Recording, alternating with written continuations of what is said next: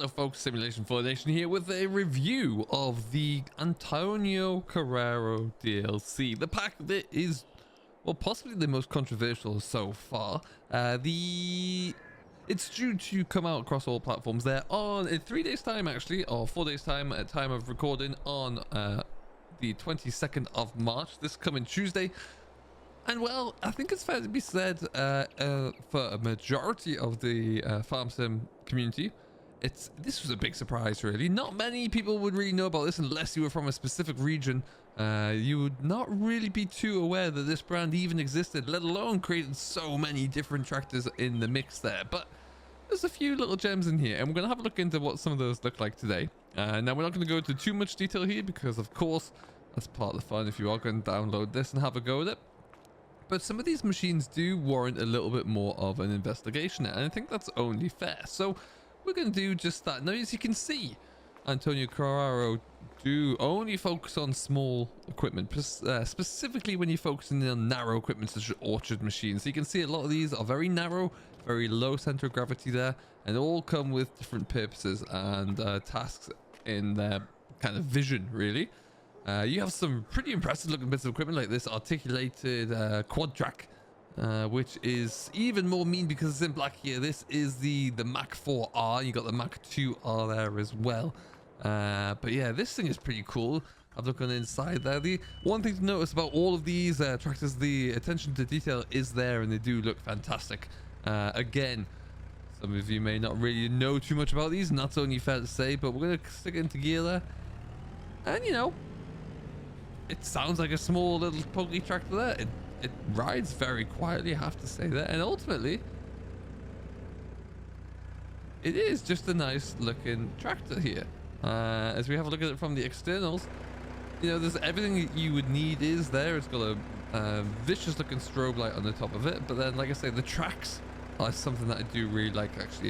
If we jump out here and have a look at this, just look at the detail on the tracks and the grills on the engine work. Once again, FS22 proving that the advancements made in the detailing of each model is still far superior to any of the versions of the game. If we come on in, we're going to have a look at some of the different options here before we go too much further. These things aren't cheap. You know, 96 grand for the machine that we're in there. The configurable options there aren't great. There's not too many, but then with a small tractor like this, you know, there's not going to be that many options. You can opt to stick a 3-point linkage on the front if you need to. Of course, it comes to stand on the back there, or you can stick some front weights on there and put a mean looking bull bar, which I think I do like quite a lot.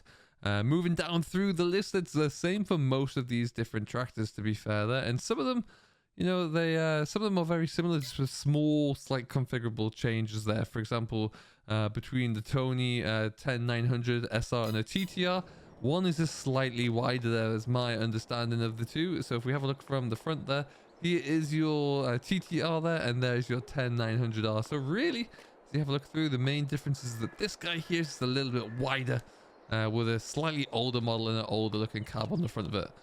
If we jump on inside it though, this one you can also change your driving direction. So we go left control and B, and around we go. That's pretty neat. I like that. So this can be used for a bit of landscape and perhaps stick a mower on the front there and you can get around about. I like that. It's pretty cool. Again, nice interior. I've got no doubt that this is realistic. I just in terms of the detailing, just have no means or real experience to verify that, of course. But yeah, it's a nice, cool little machine. I'm sure I can find uses for some of these things. You know, like I say, stick a little bit of a flail mower on the front there, or something like that. But yeah, it rides really well, and again, look at the detail there around the wheels. It's something I really like. And also, as we pivot, look at how the seat moves around there as well. That's a really nice little touch, I must say. And now we're gonna have a look at just a few of these, because like I say, we do have a lot of the very same models there. If you look at the Tony, this is again, that's the TR there. This is the TR with the TR SR. The Tony 10900 SR, and then the TR there. This looks a little bit more sloped. I like that. Let's see what this one does. Change the driving direction on this one as well. Up we go. Yeah, that's pretty cool, isn't it? I like that. I'm not sure. I'd love to know what the intended usage is to have to spin these around, but it seems like you can do it on most of them, which is always pretty cool to see. And around we go from the outside as well. I like it, it's all on one module. It's pretty cool.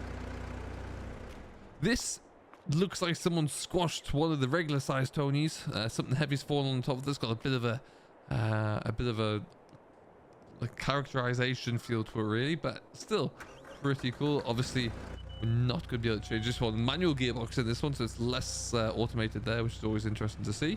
You do have still quite a lot of details there. It's nice to see the dash lights up there. And again, what's interesting is when you do start to change up and down through all your gears, it seems to be all just done on that lever there. Your change of direction, though, is clearly done on your lever to the bottom right corner there, which is interesting.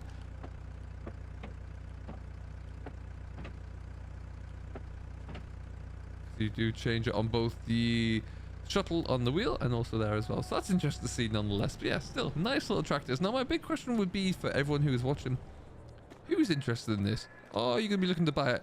I feel like for those of you who would use this on the regular day, this is going to be fantastic, and it's going to spike a lot of interest in people who actively use these or have orchard farms or have a work around the orchard industry. I think this is going to really pique a lot of people's interest. It's going to be tricky for, or perhaps less interesting for many people who would be watching this video there, because my from a content creator, my demographic is typically more of a UK, a British and Irish feel. So you know, these tractors typically not going to be seen too much, but there are things that you can I really still like. This beast is a little bit old. This is a Super Tigra 635, and just look at it. The color scheme is majestic. I think this is absolutely stunning. I really like this. It sounds like it's an old beast. And what I really like about this is, you know, they are Giants are well aware that there's an expanded range there from Antonio Cararro, and they know that they like to have classic machines in their game, and so they're not afraid to bring that in. That gives me a lot of hope for different DLCs in the future. Look at the mechanism here for steering as I steer on the left hand side there. That is really cool. The detail with all of the different levers there, that just looks so neat. Now which one is, my gears are changed there as we go through. If I change from slow to, that's reverse, we're going to go low into S. There you go. This is neat. I love this thing. Look at it. I want to stick something on the back of this. Absolutely delightful. Really, really nice bit of equipment. And then we're going to move on to perhaps the machine which will probably have the most use for me, I reckon. This little, this is the Tiger Car 3200 there. And look at that lovely little utility truck, really. Got a it's very compact here, but it's got everything you need. We have got the ability to tip from the side and I guess from the back. If I go, yeah, left side, right side. No, let's just land, that's fine. Let's get us a gear. How do we do that? There you go.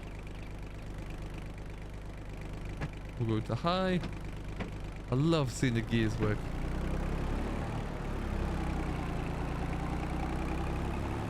Yeah, this thing's got a bit of poke. Jeepers.